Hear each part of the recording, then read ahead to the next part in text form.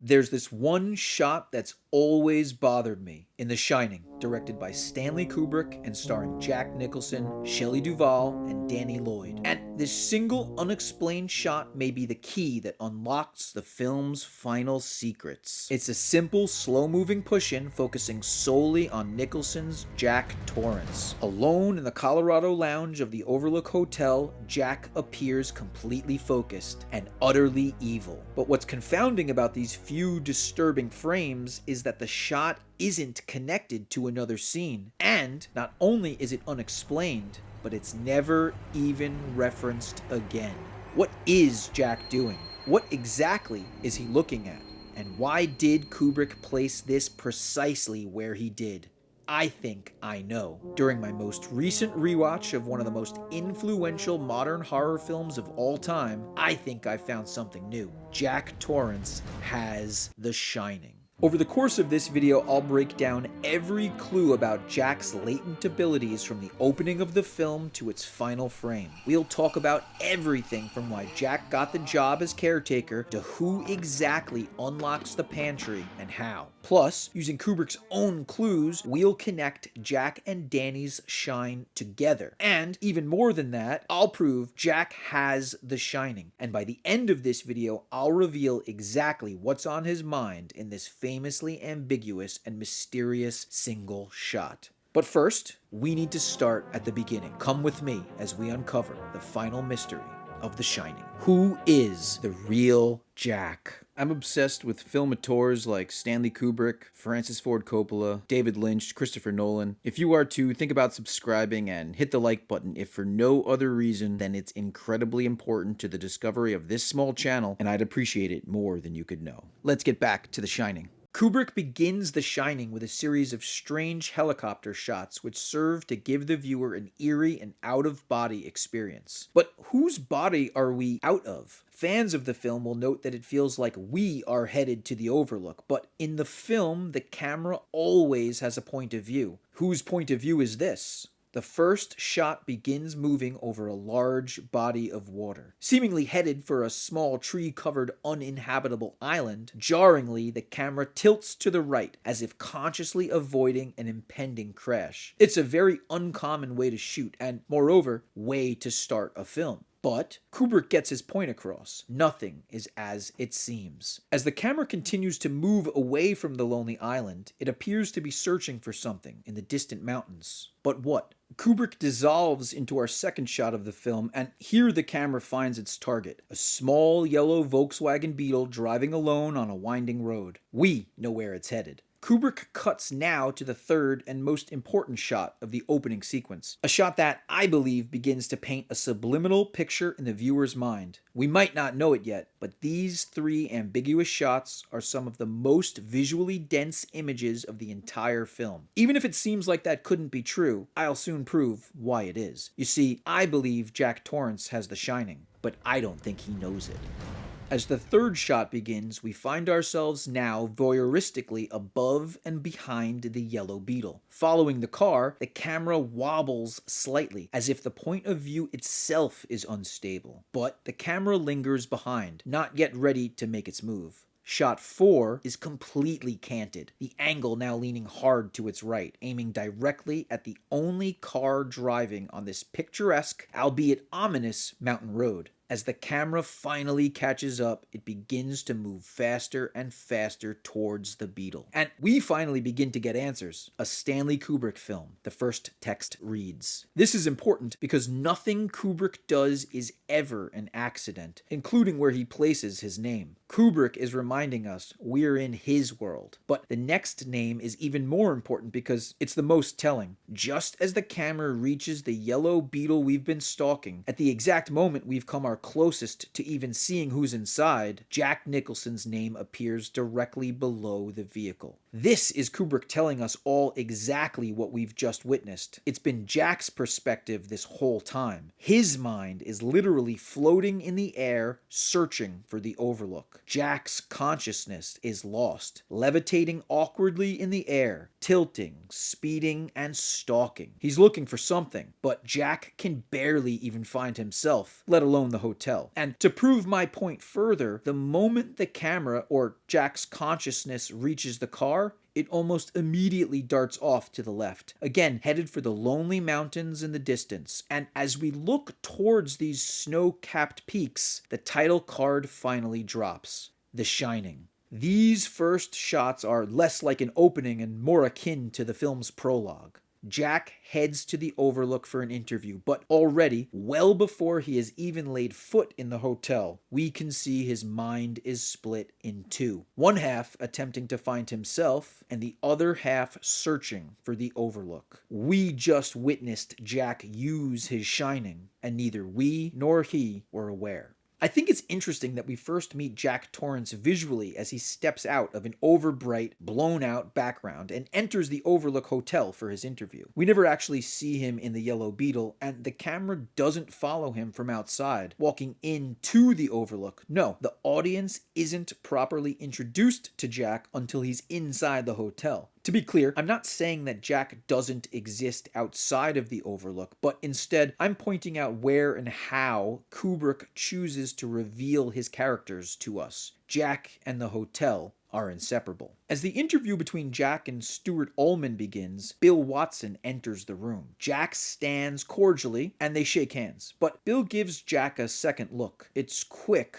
but it's there. Has Bill seen this face before? It's an interesting thought experiment to assume that if the 1921 photo we see at the end of the film is real, then the highest executives at the hotel would be well aware of who Jack was and why he was being offered this job. Ullman even says later in the interview that Jack came highly recommended from our people in Denver. But think about that statement. What people would recommend Jack? He's an out-of-work teacher, an alcoholic who is responsible for dislocating his son's arm. He says he's a writer but never mentions anything published. Who are these people in Denver who so highly recommend Jack Torrance? I think this is all part of a plan. Just watch Bill look Jack over that second time when they meet. It's as if Bill knew he would look that way but didn't believe it until he saw it. A spitting image of Jack's 1921 doppelganger. In fact, Ullman doesn't just say that he agrees with the people in Denver, but that it's only this once that he agrees. So Ullman is really handing Jack this job. Even though Jack basically tells him that he's an out-of-work teacher slash writer, which maybe sounds cool if you're 12, but one adult to another, that's a nice way of saying, I'm out of work and really need this job. And, well, Ullman agrees. In fact, he's excited for Jack being there. Ask yourself, why? I think Jack has a moment of shining right in the middle of the interview, just before Ullman ultimately lays out the fate of the Gradys, the interestingly 1 decade prior's caretaker murder-suicide success story. Well, it was objectively successful. Just before Ullman gets to the main objective of his, in my opinion, bait-and-switch interview, Jack says that, quote, 5 months of peace is just what I want. The Torrances are planning to stay for 6 months, October 30th to May 1st. So is that a mistake? Or did he just accidentally tell a truth he's aware of because of his shine? Because 5 months of peace is exactly what he'll have. Later in the film, at the bar with Loyd in the Gold Room, he gives a toast to 5 miserable months on the wagon, which suggests that he's only actually been sober since he and his family came to the Overlook. A little more on that later. Ullman gets to his point, and the real reason Jack Torrance even received this responsibility as winter caretaker of the Overlook Hotel, to fulfill his destiny and return home. Ullman notes to Jack that it was his predecessor who hired Charles Grady exactly 10 years ago to bring his wife and 2 daughters, 8 and 10, to live at the Overlook for the winter of 1970. Is Ullman participating in some sort of ritual, hiring the reincarnated hotel staff who haven't yet returned to the Overlook? Why does Ullman ultimately tell Jack the tale of the gruesome murders at the hotel? They happened 10 years ago. Is it policy to disclose this, or is Ullman putting the idea into Jack's mind? He ends the aside by saying, I think you can appreciate why I wanted to tell you. But I think this has a double meaning because Jack should appreciate that Ullman just gave him the go-ahead to make the exact same sacrifice. Repeating the cycle. What's so interesting about Dr. Sleep Stephen King's sequel to The Shining, with the film being directed by Mike Flanagan, we learn a few details about the Overlook after The Shining ends. For example, did you know that the hotel closes after Jack's unsuccessful attacks? The hotel didn't close after Grady's massacre, so why did it shut down after Jack's failure? Did the Overlook actually need a blood sacrifice to survive? Ullman notes to Jack that the Overlook season ends on October 30th. Is a ritual about to begin this Halloween? Ullman basically lays out that 10 years ago, Charles Grady chopped his family up, ended himself all neat and tidy, and then the hotel went back to business. And that means that not even a real-world scandal could close the Overlook Hotel. So why would Jack Torrance ultimately freezing to death and killing their cook shut down the entire operation for good? I think Ullman's predecessor got the job done back in '70 with Charles Grady and co. However, this time, Ullman was unable to stick the landing with Jack Torrance. The sacrifice was a failure. No blood, no steam, and the hotel begins to die. Here's a question. Danny seems to be immediately aware of his father's new position. Obviously, he and Wendy are aware that Jack is at the interview, but Danny knows right away. Does Danny know simply because of his shine? Or is it because he has a natural psychic connection with his father? Most people assume it's the former, that Danny's shine allows him to know the future, but I'd like to suggest that because it's not until after Jack gets the job that Danny is, quote, told by Tony that Danny's shine is much more linked to his father's shine than we or he realizes. Danny only knows once Jack knows. They're connected, just like Dick Halloran and his grandmother. Right after Jack's call to Wendy, Danny has his first vision of the horrors of the Overlook. I think it's interesting that Kubrick places this moment right after Jack tells Wendy that they'll officially be staying there, because I want to outline how I think someone who shines can see the future. I believe someone who shines can pick up on a possible outcome once a certain choice has been made. It's like the butterfly effect, but the ripples in time aren't made until it flaps its wing in a certain direction. For example, Tony doesn't know to tell Danny they're going to the Overlook until Jack has made the choice to go. So let's review two quick things we're going to need to agree upon about how The Shining works. One, in order to see the future, you at least need to be on that path. You can't just see 1,000 years into the future, but if you're in a special place, you may be able to see its past. And two, some people who shine are connected, especially if you're related. My grandmother and I could hold conversations entirely without ever opening our mouths.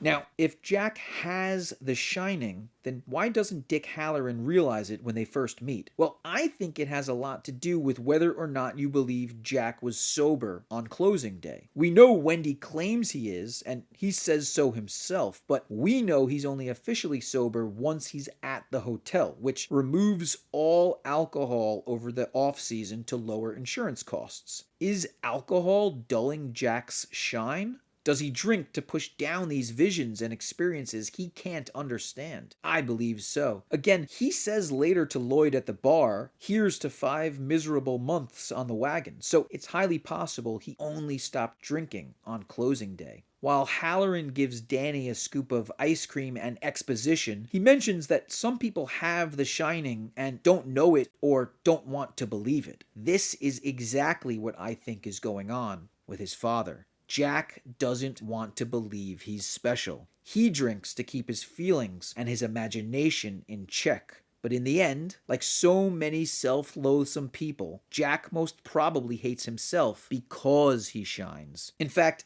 Danny most probably hates himself for the same reason. Danny's mind is fractured. Too young to comprehend the complexities of his vision, Danny has a sort of split personality in Tony. Tony can absorb more information and power from The Shining and only allow Danny to have to deal with what he deems necessary. So one could view Danny and Jack as the same person dealing with the same issues, but at different stages in their life. The innocent and the corruptible. And we know from Dr. Sleep that Danny ultimately becomes an alcoholic. So with that knowledge, it's easy to see the correlation between Jack and Danny and how they both deal with The Shining in similar ways as adults. One more thing before we move on. Halloran says to Danny that he thinks over the years some things had happened at the Overlook that weren't all very good. Now, we take that line to mean the murders, the Grady's murders, but I think he may be talking about something a bit more sinister. The kind of sinister that would set up a ritual once every 10 years, beginning on Halloween and ending with a blood sacrifice.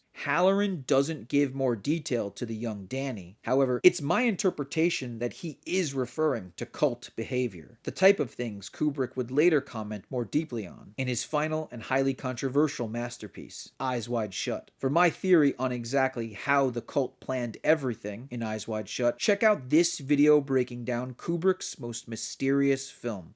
All that to say, Jack was brought here for a reason. And after a month at the Overlook, Jack couldn't be more comfortable. When we first re-meet him after his reign over the hotel had begun, we find him happily sleeping in. He's being doted on by his wife Wendy and being given his favorite meal, breakfast in bed. Wendy says, "It's really nice up here, isn't it?" But instead of just saying that, "Yes, it is," Jack responds with an overwhelming, "I love it. I really do. I've never been this happy or comfortable anywhere." He goes on, "I fell in love with it right away. When I came up here for my interview, it was as though I'd been here before." I mean, we've all had moments of deja vu, but this was ridiculous. It was almost as though I knew what was going to be around every corner. And with that, Jack makes a goofy ghost noise, making a joke of the whole thing. Because of course, Jack doesn't actually believe it, even though he most probably did experience all that. This is a continual theme we see with Jack. He'll see something supernatural and then downplay it as nothing. And this is exactly what he's referencing with Wendy when he tells her it was almost as if he knew what was around every corner, because we know that Jack has been here before, but he doesn't.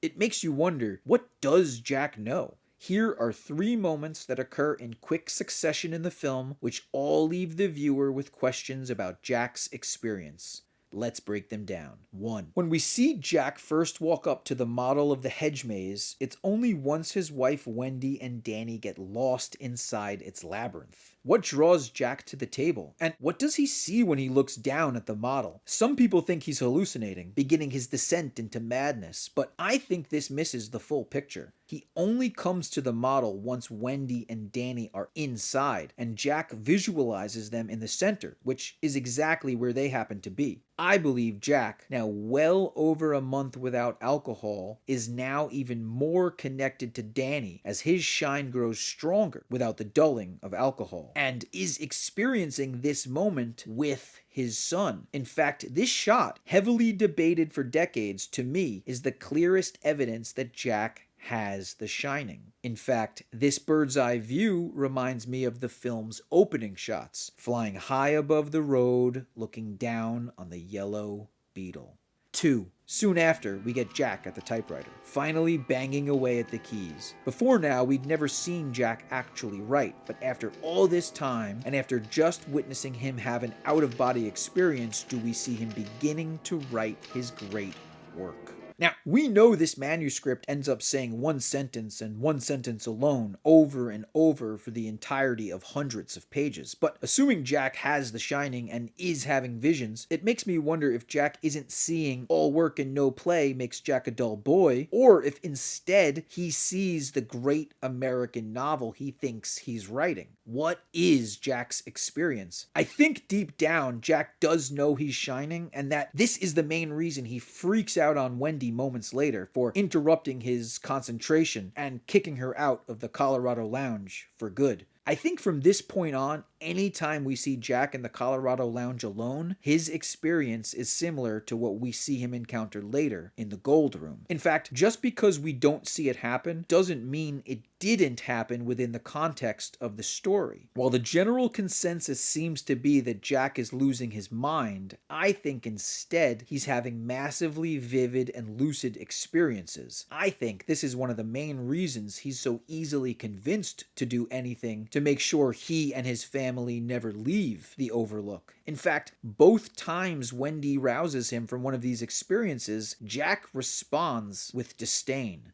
3. A short series of moments comes under the headline of Thursday, linked not by the day of the week, but instead by the most disturbing shot of the entire film. the shot that began this essay. Standing like a statue in his recently claimed Colorado lounge is Jack. Full Kubrick stare, forehead forward, eyes up, simultaneously slack-jawed and smiling. Outside, as mother and son give chase and throw snowballs in front of a snow-covered overlook, alone, Jack appears to be either having a seizure or a psychotic break. And I think we're supposed to believe it's the latter, but I think he's shining. I mean, look at this guy. Jack is shining as hard as Halloran in bed. Jack is shining as hard as Danny foaming at the mouth. Just one scene later and he's back to normal, typing away gleefully. So this moment isn't some final psycho killer line cross for him. This is just the audience getting to see what it looks like from the outside when he's doing something like this. Jack is shining. But what does he see?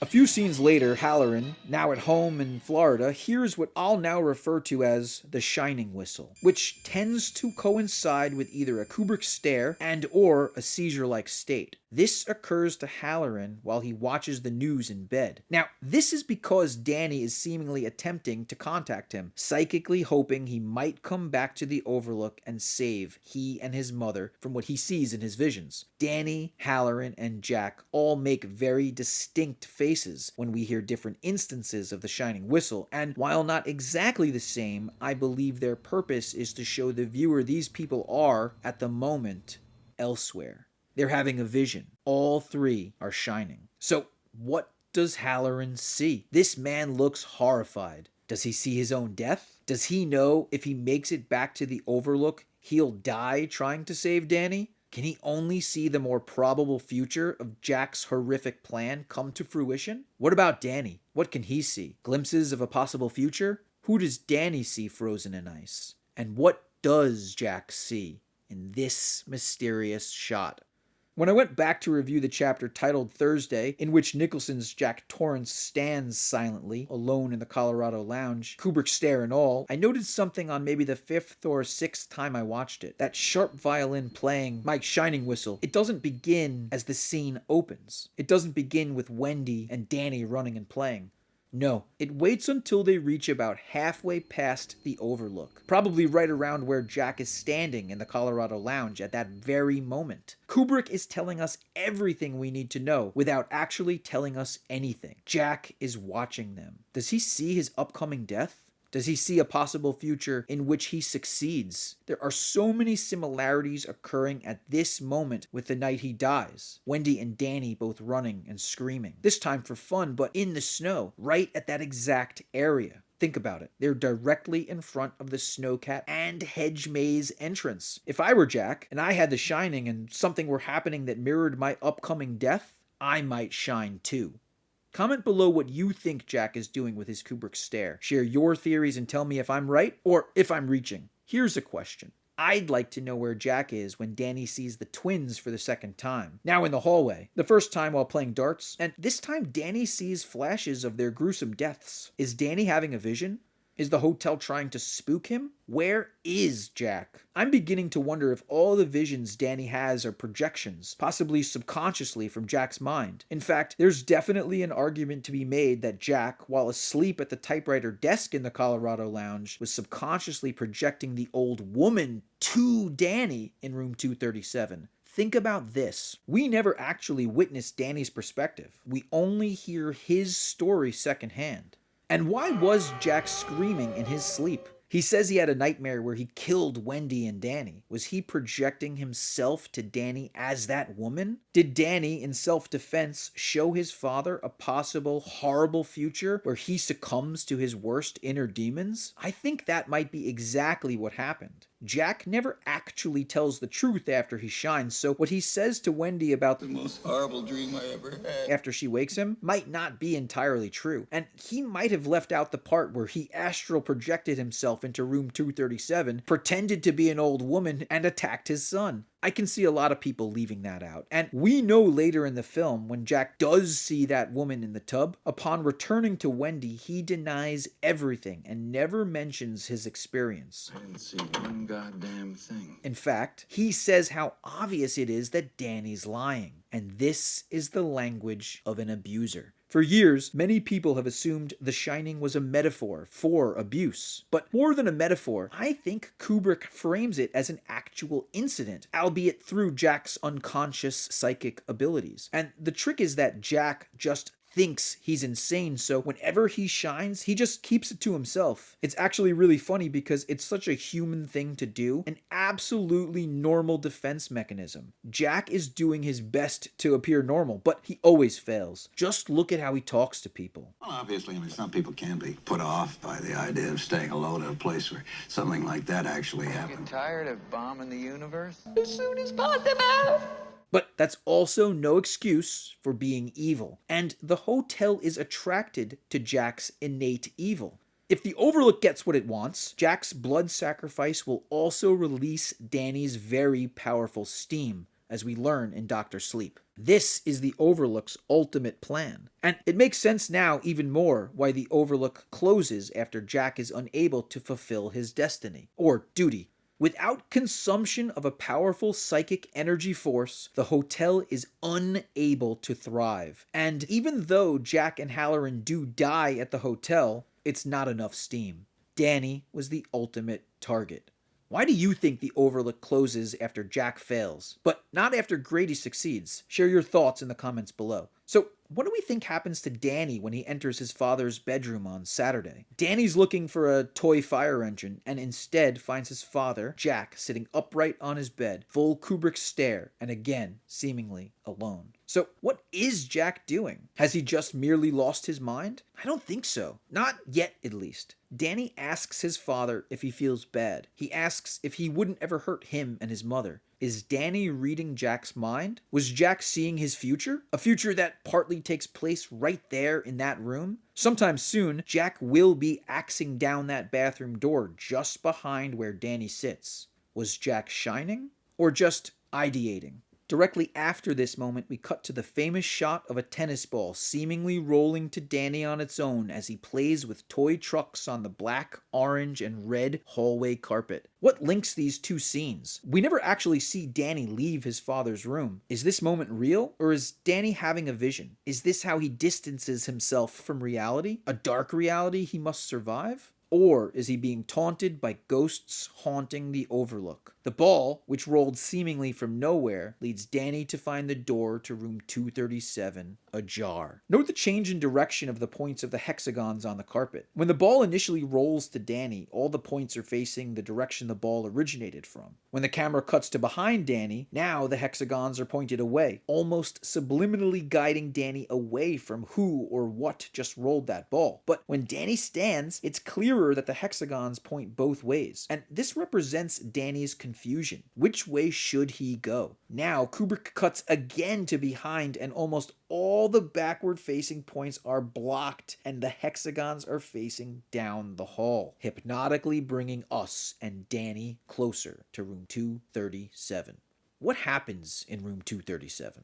We never see anything more than a dangling red key in the doorknob. Instead of moving further inside and witnessing the scene, Kubrick cuts to Wendy in the boiler room doing her husband's work, keeping the Overlook alive. And soon she and we hear Jack's moans, his screams. We initially assume this has something to do with Danny in room 237, right? But instead, Wendy finds Jack asleep at the typewriter in the Colorado Lounge. And remember, it's my belief that anytime Jack is in that room alone, there's a very good possibility that he is unconsciously shining. I mean, look at Jack's face when Wendy wakes him. He's looking all over the place as if he was surprised at where he was. Now, he tells Wendy it's because he had this awful nightmare, but moments later, literal moments, I want to remind you, after Wendy wakes Jack, does Danny enter the room, bruised and beaten, sucking his thumb and silent. Something awful just stopped happening. And what else just stopped? Jack just stopped sleeping.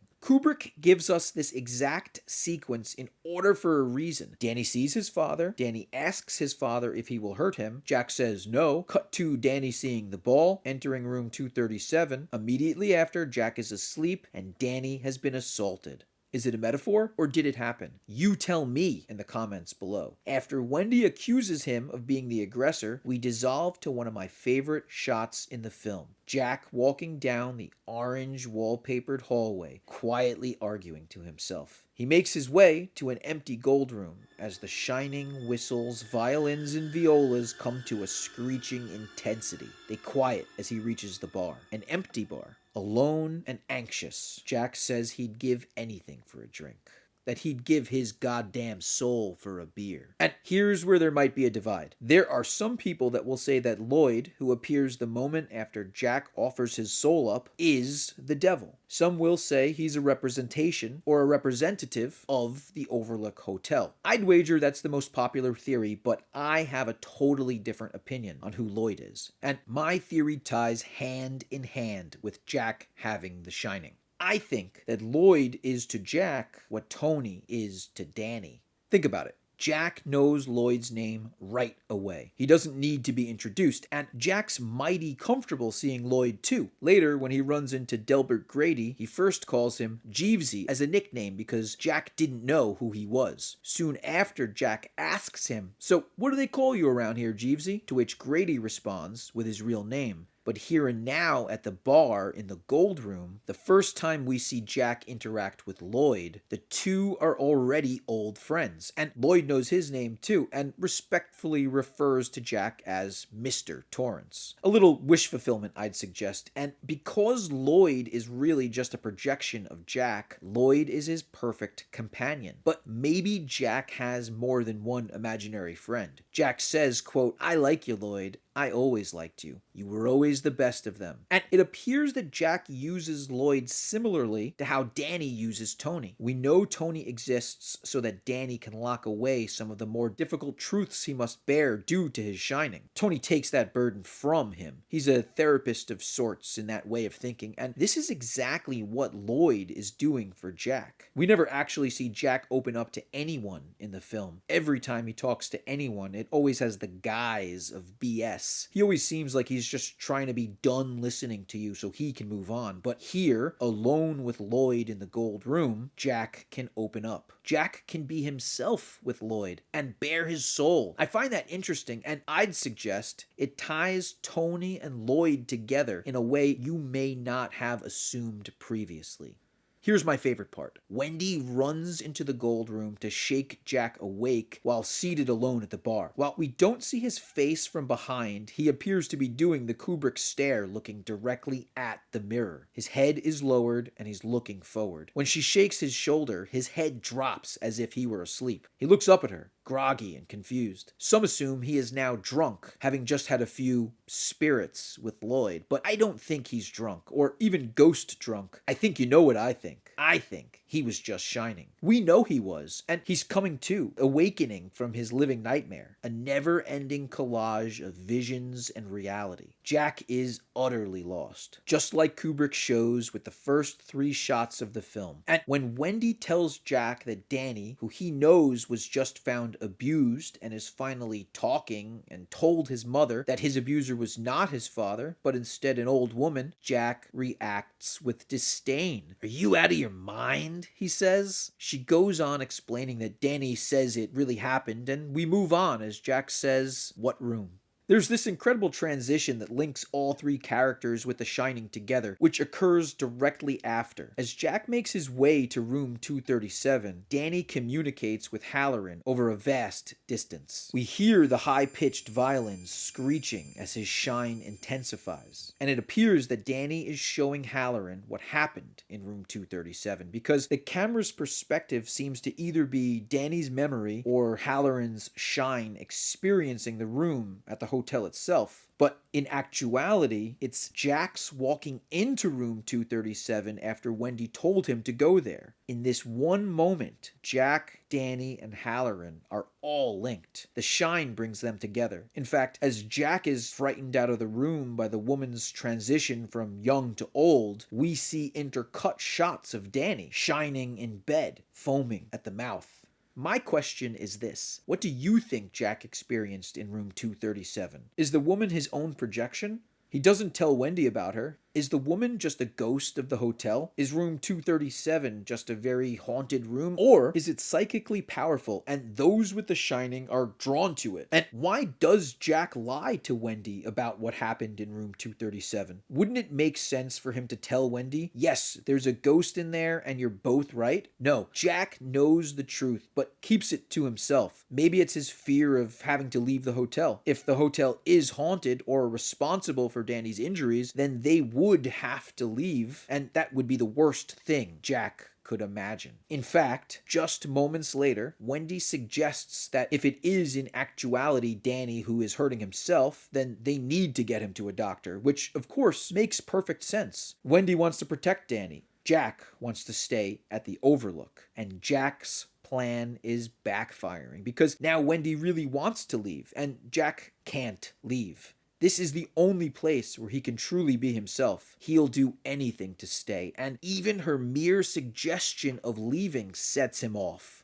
Danny, from bed, can feel his father's explosion of rage. We see Danny's silently screaming face cut to the elevator's river of blood just before Jack begins to lose his grip, yelling at Wendy for ruining his life. Is Danny merely using his shine, or are he and Jack linked via their shine? And why would Jack want to leave the Overlook? When Jack storms out of the room after screaming at Wendy for caring about her son, he couldn't be angrier. But a few minutes later, having a drink with Loyd at the bar of a now crowded and absolutely bustling gold room, Jack couldn't be happier. He'll never leave. When Jack shines, he's alive. He may be evil, but he's only happy when he's with his friends. And like some, Jack hates his real life. His nagging wife, his annoying son. Jack can't keep a job or himself sober, but to him, it's his family that keeps him from greatness. But here at the Overlook Hotel, Jack belongs. And he feels it, and we experience it. At the Overlook Hotel, his money is no good. His clothes are hand-cleaned if sullied. And at the Overlook, he is the caretaker. He's always been. So it makes perfect sense that he would defend staying at the Overlook with his entire being. But that's his goal. The Overlook has its own goals too. Midnight, the Stars and You by Al Bowley plays in the background as Jack makes his way down my favorite orange hallway leading to the gold room. The sound of lively party guests fills the air as Jack enters a now packed house. Big band in the background, tuxedos smoking, couples flirting, cigarette holders, and women dressed like flappers. This is too much shine for Jack. No, while I'll argue that most of the film is Jack's doing, this scene is the Overlook finally saying hello to their guest of honor. In fact, now that Wendy has decided to leave, the hotel is ready to strike Jack in his most primed and vulnerable state.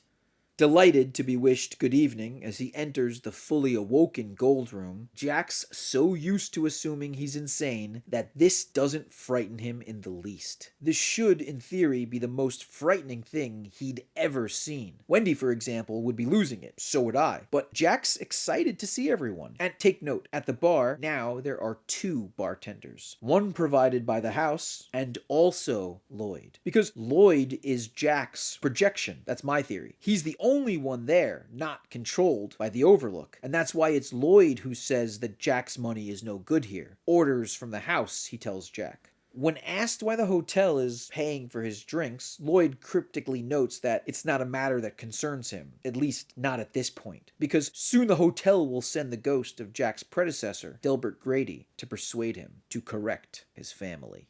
Before we leave the main area of the gold room and move into the blood-red bathroom, I'd like to mention I saw someone say in the comment section of a post I made about The Shining that the gold room looked like a coffin. I'm not sure where that theory originates, so I can't cite it, but once you see it, you can't unsee it. The structure and shape of the ceiling and ballroom look eerily like the inside of a massive coffin, which happens to be deftly appropriate as it is currently filled with spirits. It's important to note that Jeevesy reveals his name to Jack as Delbert Grady, and not Charles Grady. It's Charles Grady who was the actual predecessor and caretaker that Ullman tells Jack about at the interview. Charles Grady, in 1970, successfully completed the hotel's ritual sacrifice. Delbert Grady is interestingly not the same person. He seems more in line with this group, partying from what I would assume is the same class of people from the Final Shots 1921 photo. If Jack Torrance is a sort of reincarnation of this original Torrance, then who is Delbert Grady? I believe Delbert Grady is to 1921 Torrance as Charles Grady from 1970's Massacre is to Jack Torrance. And I kind of love the idea that the hotel sends Grady with the spilling avocado all over Jack in an effort to get him into the blood red bathroom and talk shop. It's funny because I've watched this scene multiple times now, and Grady could have just walked up to him, but instead the Overlook goes through this whole charade. Why is that? I think Kubrick's showing us that it's important that Jack be manipulated into going crazy. It's funny because in interviews he'll paint Jack as an already crazy man, but the film goes out of its way to show that Jack's being seduced by evil.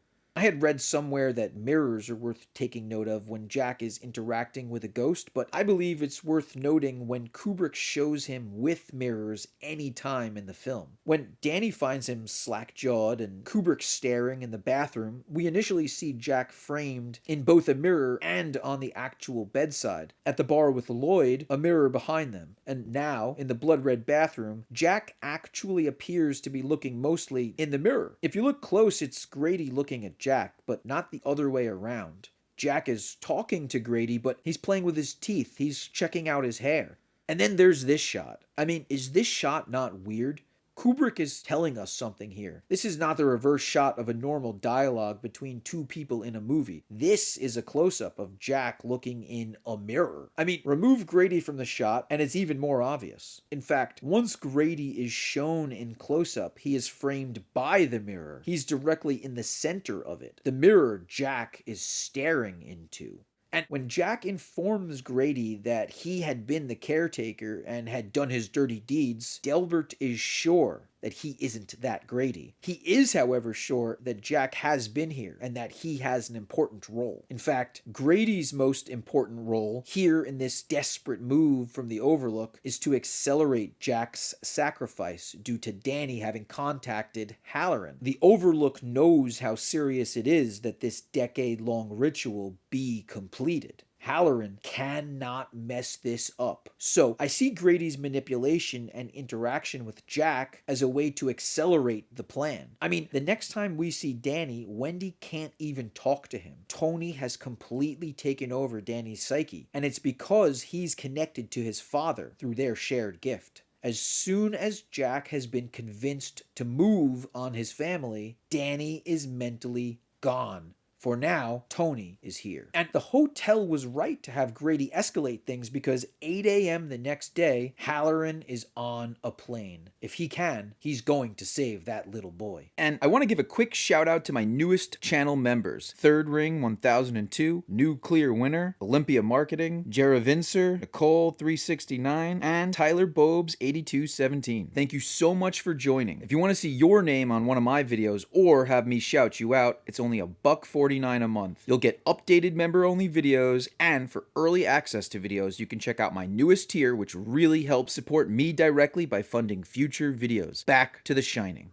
There's this very interesting placement of a single shot of Jack at the typewriter, alone in the Colorado Lounge. It dissolves from a shot of Halloran on the plane headed to the Overlook, and dissolves again to a shot of the plane landing. Why cut to Jack typing between shots of Halloran traveling? Because what we're not seeing is that Jack must be shining. He knows that Halloran is on the way. Good old Jeevesy just told him so in the blood-red bathroom, and now that Jack is alerted to it, his shining can sense Halloran's presence. How else could he so perfectly have placed himself in the main hall of the Overlook, catching Halloran off guard and ultimately axing him in the chest? I'll always wonder what Halloran knew about his future. But we know what Jack knew. He knew exactly where and when to find Halloran. The hotel primed him, but it is his own shine that is the true blade, not the axe he holds. No, Jack is the axe.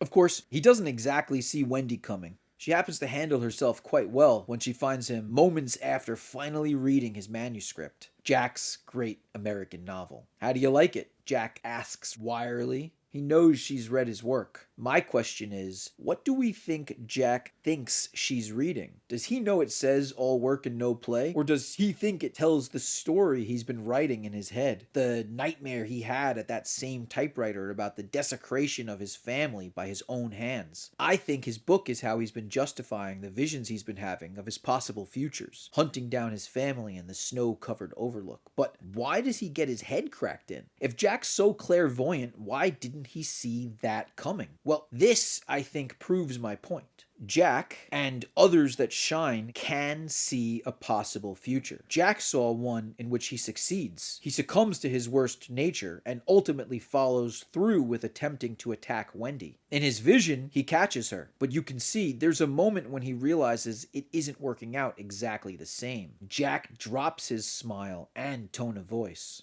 Stop swinging the bat. Jack now realizes he needs to participate in the act, not just witness it like in his visions. And so, this first attempt at violence fails. Wendy drags him through the industrial-sized kitchen. Jack, now awakening from his unconscious state post-bat bash to the head, says, "What are you doing?" as she locks him in the pantry. He didn't see this possible future either. So I think that proves my theory about how The Shining works. Jack saw his future, but he messed it up. And now he's locked away. This is why the hotel has to intervene again, and when the voice of Delbert Grady greets Jack, it's with the intonation of pity and disdain. You haven't the belly for it. This is why I stand by my assertion that while Grady is 100% a representative of the Overlook, Loyd is Jack's own projection. Loyd only supports Jack. Grady attempts to control him. Now, the big question is, who opens the pantry door for Jack, allowing him to escape captivity and resume his dubious work? The door is only unlocked after Jack agrees to handle his family in the harshest of ways. So, is this another "I'd sell my soul for a beer" moment? Or is the hotel taking advantage of Jack's own abilities? I think it's the latter. I believe the hotel is well aware that Jack could easily use his own telepathy to unlock the door, but also understands that Jack has no idea what he's capable of, so Grady is sent to give him a reason to unlock it himself. Jack thinks the door is being unlocked because of Grady, but Grady is only there to make sure Jack unlocks it. And now, and only now, does Tony, start mumbling red rum, which of course we know is murder backwards. And it reads as murder only when seen in a mirror, which connects back to what I was saying before about Jack's shining being amplified by mirrors. We also see Danny's first major pseudo-seizure when Tony tells Danny in front of the bathroom mirror about going to the Overlook. Now, Danny is saying red rum, which is a mirror image of the real message. And speak of the devil, just as Wendy reads the word, Jack and his axe come knocking at the door. Now, we know what happens from here. Jack Torrance, in full psycho killer axe murder style, makes his way closer and closer to his ultimate goal of familicide. I had to Google that word. It's real, which is sad, but as the film reaches its dark and snowy climax, we have to ask ourselves two big questions. One, what was Jack seeing at this moment? I think Jack sees his death. His frozen head found the following day has Jack's eyes looking significantly up. I always found this to be a little jarring, but take one last look at the mysterious shot in question. In the final moments, Jack looks up. He saw his death. And two, why would Kubrick hide Jack's shine from the viewer? Why keep this ambiguous? Well, Kubrick always had deeper intentions in his films, secret messages and deeper meanings. Maybe Jack had the shining because Kubrick believes that we all shine, but we're unaware of our power. That, like Jack, we drink to fight our own daily stresses, emotions, and tensions. That The Shining could easily be viewed and understood as a family drama without all the ghosts and psychic abilities proves this very fact. Jack hates himself. Jack knows he had more potential, like many of us, and Jack drinks his best qualities away. Jack is a coward. But Jack is also our audience avatar, so while some may see this as Danny's story, it isn't. The film starts with Jack's hovering perspective, driving to the overlook, and ends on his frozen body in the hedge maze, and photographic proof he descends from a long line of, well, people that look like him. I kind of look like my dad. Maybe Jack looks like his grandfather. Maybe he's a ghost of the hotel. Maybe Jack really has always been at the overlook, just like Delbert Grady tells him in the blood-red bathroom. What do you think? Leave your ultimate The Shining theories in the comments below and tell me, do you think Stanley Kubrick was killed for making Eyes Wide Shut? Is it really just a story about marriage and infidelity? Click one of the 2 videos above to go even deeper down the rabbit hole with Stanley Kubrick and me, Film School Dad.